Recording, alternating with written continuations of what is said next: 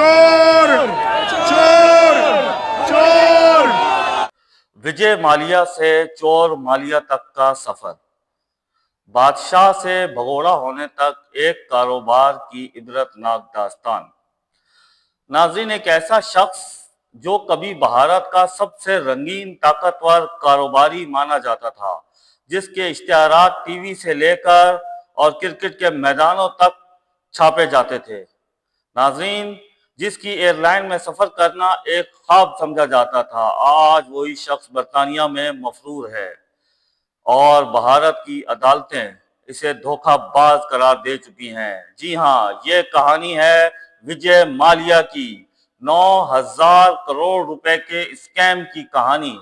दुनिया में बड़े बड़े स्कैम हुए, लेकिन 9,000 करोड़ का स्कैम जिस तरह से विजय माल्या ने किया, सारी दुनिया को हिला के रख दिया। भारत तक इस बात को लेकर बहुत ज्यादा हिल चुका है कि 9,000 करोड़ का इतना बड़ा स्कैम कैसे किया गया, जबकि विजय माल्या को हासिल करने के लिए बरतानवी अदालत से रुजू कर लिया गया है और बरतानवी अदालत ने ये अभी तक हाल ही में आज तक की न्यूज के मुताबिक उन्होंने विजय माल्या को हिंदुस्तान के हवाले करने का फैसला कर लिया है अदालतों ने, और जल्दी ही ये कार्रवाई मुकम्मल कर ली जाएगी और विजय माल्या को भारत के हवाले कर दिया जाएगा। विजय माल्या जो कई सालों से गायब थे, अब स्क्रीन पर आए, और जब स्क्रीन पर नजर आए तो क्या हुआ, आए वीडियो में देखते हैं।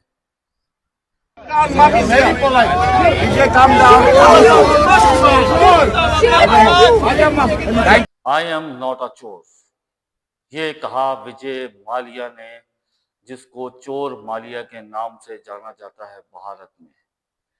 कल का किंग्स ऑफ गुड डे, आज का चोर माल्या। इसकी वजूहात इस वीडियो में हम आपको बताएंगे। वीडियो मुकम्मल देखिएगा ताकि आपको इसकी तमाम मालूमात मिले। और नौजवान नस्ल, ख़ास तौर पर मैं अपने नौजवानों से कहना चाहता हूँ कि मेरी वीडियो को आपने आखिर तक ज़रूर देखना है, ताकि आपको सबक हासिल हो कि किस तरह से विजय माल्या ने चोर माल्या तक का सफ़र तय किया और इसके पीछे कौन सी, उनकी नाकामी के पीछे क्या वजूहात थी, इस वीडियो में आपको बताया जाएगा। वीडियो नाज़रीन, ये कहानी है विजय माल्या की, एक बिजनेस किंग की कहानी है जो पैसों की रेस में सब कुछ हार गया। और ये एक मैं आपको एक बात बताऊं कि ये वो शख्स था जिसको गुड टाइम्स कहा जाता था, किंग ऑफ गुड टाइम्स कहा जाता था। एक बहुत ही, जिसने किंग फिशर को अगर लोग जानते हो तो वो लाजमी इसको जानते होंगे कि Kingfisher airline, Kingfisher beer और उसके अलावा यूनाइटेड स्पिरिट्स के नाम से जो थी वो अब तो स्पिरिट कंपनी बन चुकी है, उसका मालिक विजय माल्या, जो कि हिंदुस्तान की तारीख में अमीर तरीन लोगों में जिसका शुमार होता था, उसने किस तरह से ये इतना बड़ा स्कैम किया, ये कहानी आज हम आपको बताएंगे। अब वो मीडिया पे आया और उसने कहा कि आई एम नॉट अ चोर, और बकौल उसके और उसकी ब्रॉडकास्ट के मुताबिक कि उसने तो इंडियन बैंक्स को पैसा डबल ट्रिबल वापसी कर दिया। लेकिन जो किंग फिशर एयरलाइन में काम करने वाले लोग थे, या जो किंग फिशर की बियर फैक्ट्री में, इसी तरह यूनाइटेड स्पिरिट में काम करने वाले लोग थे, वो लोग अभी भी तनख्वाह से महरूम हैं, जिनसे उसने शर्मिंदगी का इजहार किया। तो नाज़रीन, आप मेरी वीडियो में बने रहिएगा ताकि हम आपको इसकी मुकम्मल कहानी आज सुना सकें कि किस तरह से विजय माल्या ने 9,000 करोड़ का स्कैम किया। अस्सलामुअलैकुम, आप देख रहे हैं कैसर ऑफिशियल और मैं हूं कैसर अजीज।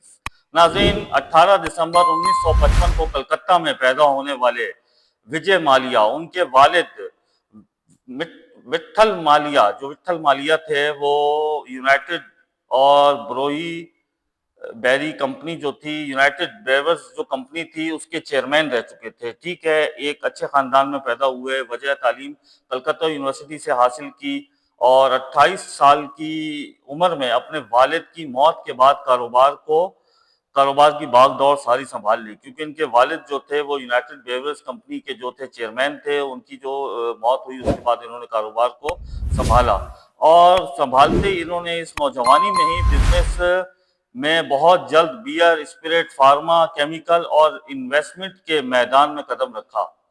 नाज़रीन, कारोबार अरूज पे जब आया तो उनको गुड टाइम्स किंग का खिताब दे दिया गया, और ये वो वक्त था कि जब इन्होंने किंगफिशर लॉन्च की, जो कि भारत की नंबर 1 बियर बनी। किंगफिशर जो थी वो भारत की नंबर 1 बियर बनी। किंगफिशर एयरलाइन भारत की नंबर 1 एयरलाइन बनी और उस एयरलाइन में यानी कि सफर करना हर किसी के बस की बात नहीं थी, लोगों के लिए ख्वाब था। इतनी फैसिलिटेटेड, इतनी लग्जरी इन्होंने एक किंगफिशर के नाम से एयरलाइन बनाई।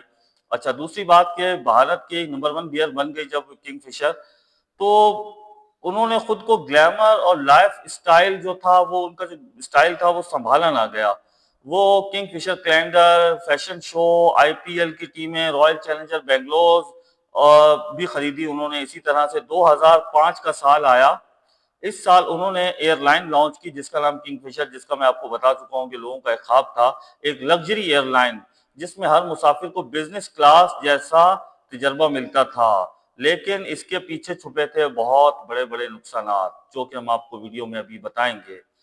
कर्ज की दलदल में फंसता जा रहा था विजय माल्या, लेकिन विजय माल्या पीछे मुड़कर नहीं देख रहा था। विजय माल्या आप ये समझें कि दुनिया की रंगीनियों में गुम हो चुका था। विजय माल्या अपनी महंगी तरीन कारें, जिनकी कलेक्शन आप ये मेरे बराबर में देख रहे होंगे कि विजय माल्या के पास दुनिया की महंगी तरीन गाड़ियों की कलेक्शन, विजय माल्या की जो गर्लफ्रेंड्स और जो विजय माल्या की जो जिंदगी रंगीन हो गई थी, इसकी रातें इतनी रंगीन थी कि इस जैसा बनने का ख्वाब देखते थे लोग, कि विजय माल्या की लोग एक एग्जाम्पल दिया करते थे कि विजय माल्या जो है उसके एक रोल मॉडल के तौर पे लोग ले रहे थे।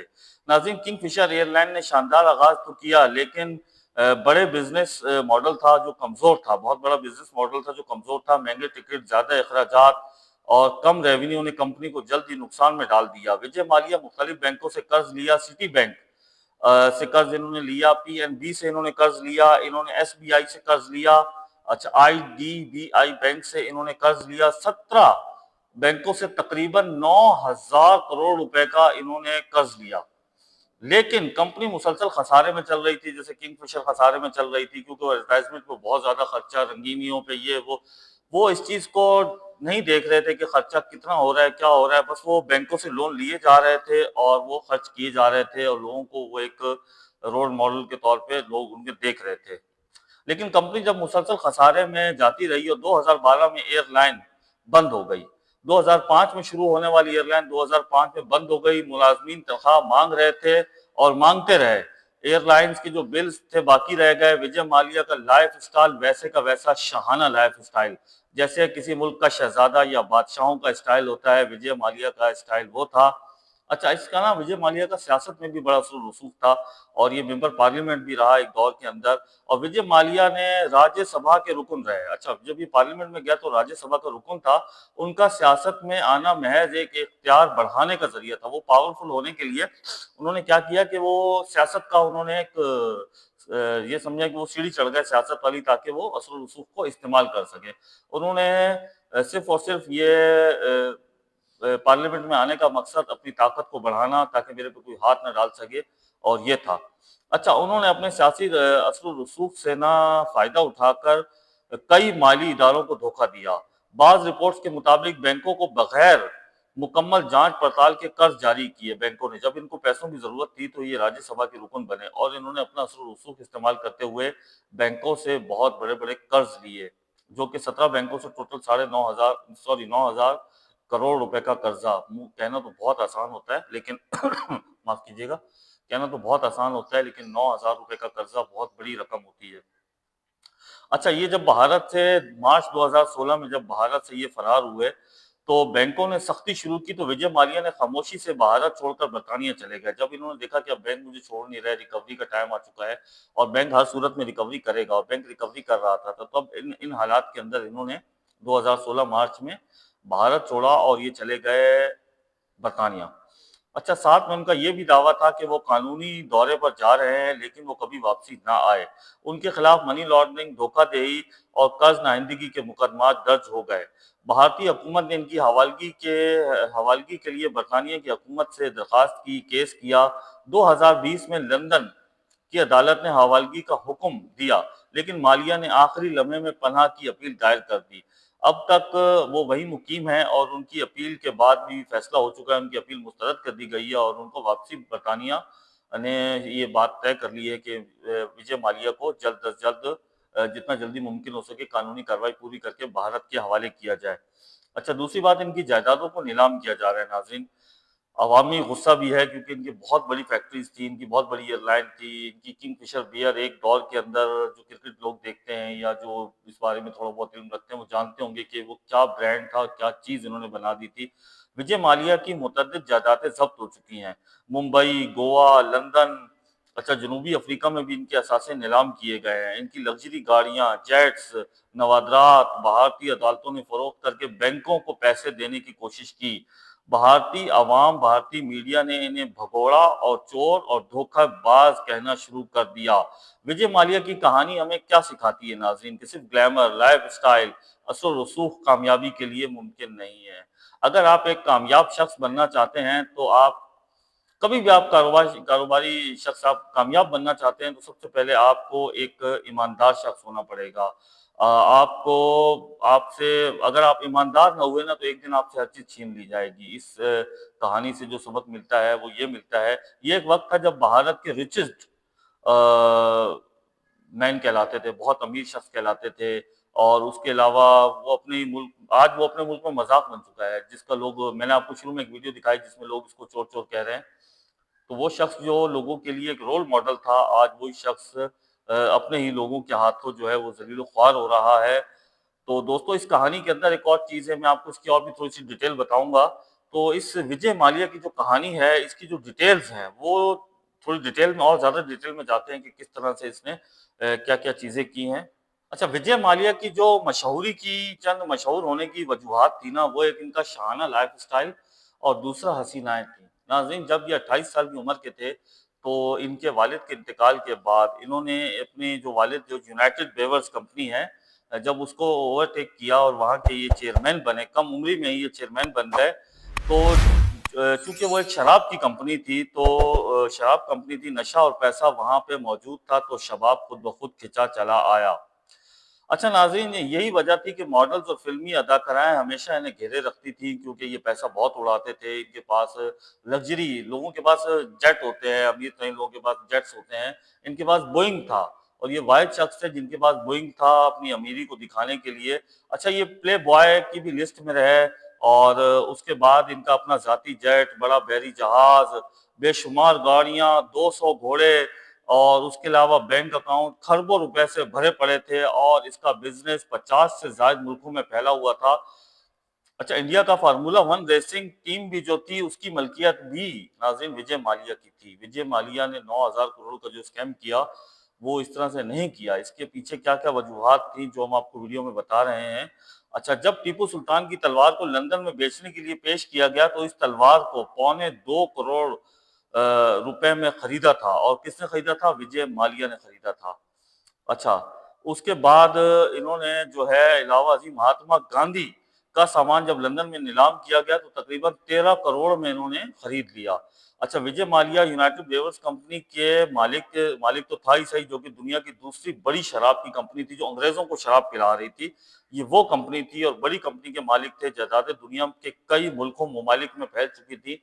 1996 में क्रिकेट वर्ल्ड कप में इन्होंने म्यूज टीम विजय माल्या की कंपनी ने स्पॉन्सर किया। पूरी टीम को विजय माल्या कंपनी ने स्पॉन्सर किया। जिन रात ऐशो इशरत में गुजरते थे, एक गलत फैसले ने इसे तबाह कर दिया। और वो गलत फैसला क्या था? नाज़रीन, इस पूरी वीडियो का जो एक इसके 9,000 करोड़ का जो स्कैम है, उसकी जो असल वजूहात हैं वो ये है कि 2005 में किंगफिशर एयरलाइन कंपनी शुरू की गई, जिसका मैं आपको पहले इसकी डिटेल बता चुका हूँ पीछे, कि किंगफिशर कंपनी जो एक इन्होंने शुरू की। अच्छा, वो चूंकि इंडिया की नंबर 1 डोमेस्टिक एयरलाइन बन गई, और इंसान को, वो कहते हैं ना कि हवस कहीं का नहीं छोड़ती। जूं जूं दौलत बढ़ती जा रही थी, तो विजय माल्या की भी हवस बढ़ती जा रही थी। उसको मजीद दौलत चाहिए थे, वो किसी भी नताइज से बेखबर था, बेपरवाह था। और विजय माल्या ने सोचा कि किंगफिशर को एक इंटरनेशनल एयरलाइन बनाया जाए, लेकिन कानून के मुताबिक 5 साल से पहले इंटरनेशनल फ्लाइट शुरू नहीं कर सकता था। विजय माल्या ने सब्र करने के बजाय एयर दक्कन नामी फ्लाइट खरीदने का फैसला कर लिया, जो कि इंटरनेशनल फ्लाइट उड़ा रही थी, और इसके साथ साथ परमिट भी मिल गया। और 1 साल के अंदर किंगफिशर बहुत बड़ी प्राइवेट कंपनी बन गई, जो इंटरनेशनल रूट्स भी इनको मिल गए, परमिट भी इनको मिल गया। अच्छा, किंगफिशर, अच्छा, किंगफिशर की मार्केट शेयर के शेयर जो थे वो 23% जो थे वो 23% का इजाफा हो गया, ठीक है। अच्छा, 1 करोड़ से ज्यादा लोग किंगफिशर पर सफर करने लगे। ऐसे में विजय माल्या जो कि पहली खरबपति था, इसकी हवस और लालच मजीद बढ़ता जा रहा था। दूसरी तरफ इसकी अयाशियों की दास्तानें, आप आज भी अगर गूगल पे सर्च करें, कहीं भी सर्च करें, तो विजय माल्या लड़कियों के साथ इनकी तस्वीरें नजर आएंगी। अच्छा, विजय माल्या जो है वो दूसरी तरफ अयाशियों की दास्तानें उरूज पर थी, चूंकि और सबसे बड़ी बात मैं आपको बताऊं कि इन जवाल जो है, जवाल कहते हैं जो तबाही बर्बादी, वो इनका ताकुब कर रही थी और ये हाथ में नहीं आ रहे थे। और उसके बाद इनमें खुद परस्ती की बहुत ज्यादा, खुद परस्त भी थे, दूसरा ये थोड़े मजहबी भी थे, क्योंकि दिखावा तो थोड़ा बहुत रखना पड़ता है। अच्छा, फिर उसके बाद 2010 में हैरत अंगेज तौर पर किंगफिशर पर कर्जों में डूबने लगी। कहने वाले किंगफिशर की तबाही की वजह फ्यूल की बढ़ती हुई कीमतें, स्टाफ की दूसरी एयरलाइन में ज्यादा तनख्वाहें देना, मगर इसी तनदेही से काम न करना, दक्कन एयरलाइंस को खरीदना जो कि पहले खसारे में चल रही थी, बड़ी वजह है। अकलौते बेटे को 18 साल की उम्र में किंगफिशर का चेयरमैन बना देना या करार दे देना। चूंकि बिजनेस के उतार चढ़ाव से लाइल था, ग्रेजुएट हुआ और आकर वो शख्स जो है वो बैठ गया। अभी इनकी एक ब्रॉडकास्ट हुई है, ब्रॉडकास्ट के अंदर इन्होंने सारी बात बताई। इन्होंने कहा कि मैं पैसे भी दे चुका हूँ, मैं आई एम नॉट अ चोर। इन्होंने कहा कि मैं चोर नहीं हूँ। अगर ये चोर नहीं है तो इसमें अगर इसमें कोई भी शख्स जो मेरी वीडियो देख रहा है वो ये फैसला करे कि अगर ये चोर नहीं था तो ये भागा क्यों। ये पार्लियामेंट का मेंबर होने के बावजूद अपने मुल्क से एक सरकारी दौरे पर बरतानिया गया और वहां जाकर ये शख्स छुप गया। और जिसके बाद इसको जब इस पे केसेस बने और जब इसकी इंक्वायरीज खुली, चीजें हुई कि तो हजारों नहीं 9,000 करोड़ रुपए का कर्जा लेके भाग गया। उसके बाद इस शख्स ने कानून का सामना करने के बजाय वहां पर जाकर अपील कर दी और इसने वहां पे वो होता है ना एक अजाइलम, इसने अप्लाई कर दिया कि मैं बरतानिया से इसने अपील कर दी। दुनिया के अमीर तरीन लोगों में शुमार होने वाला विजय माल्या आज दर दर की ठोकरें खा रहा है। आज उसको लंदन और बरतानिया ने पनाह देने से इनकार कर दिया। इसकी वजूहात सिर्फ और सिर्फ उसकी की गई करप्शन है। उसने 9,000 करोड़ की करप्शन की। उसकी नाकामी की वजूहात जो थी वो बेतहाशा अय्याशी, बड़े अजीबो गरीब फैसले, एक लग्जरी लाइफ, और लोगों के पास लग्जरी, बहुत अमीर लोग जो एलिट क्लास होती है उनके पास अपने जेट होते हैं, अपने क्रूज वगैरह होते हैं। इस शख्स ने बैरी जहाज खरीद लिया। इस शख्स ने 707 बोइंग जहाज जाके अपने लिए खरीद लिया। ये शख्स लग्जरी, अय्याशी और अपने गलत फैसलों की वजह से ऐसा डूबा कि आज दुनिया के लिए मिसाल बन चुका है। कल जिसको लोग आइडियल समझते थे और एक मिसाल दी जाती थी कि विजय माल्या, एक एग्जाम्पल बताई जाती थी, एक रोल मॉडल था लोगों का, आज वही विजय माल्या छुपता फिर रहा है। आज लोग उसको चोर माल्या कह रहे हैं और वो आज पॉडकास्ट पर बैठ के कहता है आई एम नॉट अ चोर। आप दुनिया को कोई भी काम करें, आप किसी भी बिजनेस में जाएं, आप कहीं भी जाएं, आपका ईमानदार होना सबसे मेन है। अगर आप ईमानदार नहीं हैं, आप अपने काम के साथ सिंसियर नहीं हैं, अगर आप अय्याशी में लग गए, आपका अपने काम से ध्यान हट गया, आप नाकाम हो जाएंगे। विजय माल्या भी इसी तरह अपने अय्याशी की वजह से, और ये समझ लें कि भारत का एक वो शख्स जो कि भारत का सबसे ताकतवर और कारोबारी, उसके अलावा पार्लियामेंट का रुकन और दुनिया के अमीर तरीन लोगों में शुमार होने वाला शख्स, आज किस तरह से दर बदर और एक पॉडकास्ट के ऊपर बैठ के वो शख्स ये कह रहा है कि आई एम नॉट अ चोर। नौजवानों, इससे सबक हासिल करो। ये वीडियो मेरा बनाने का मकसद अपने नौजवानों को ये बताना है कि किस तरह से वो शख्स जो है वो तबाह बर्बाद हो गया। तो आप सबसे पहले मेरी वीडियो को लाइक करें, उसके बाद सब्सक्राइब करें, उसके बाद कमेंट करें और लाजमी बताएं कि आपको मेरी वीडियो कैसी लगी। मेरी वीडियो के बारे में लाजमी आपने नीचे कमेंट बॉक्स में लाजमी बताना है। और मेरा नया चैनल है, मुझे सपोर्ट करें ताकि मेरी आने वाली वीडियो जो मैं कामयाब लोगों पे बनाना चाहता हूँ उसके बारे में मुझे आप आइडियाज़ दें, आप किस के बारे में जानना चाहते हैं। अच्छा, उसके अलावा आप मुझे ये भी बता सकते हैं कि आप किस बिजनेस आए टाइकून को देखना चाहते हैं, उसके बारे में क्या जानना चाहते हैं। और हमसे जुड़े रहिए, हम आपको न भूलने वाली ऐसी मज़ीद सच्ची कहानियाँ और चौंका देने वाले सच आपके सामने रखते रहेंगे। मिलते हैं अगली वीडियो में। इंशाल्लाह दुआ में याद रखिएगा और मेरे चैनल को सब्सक्राइब करें, सपोर्ट करें, लाइक करें, शेयर करें। अल्लाह हाफिज़।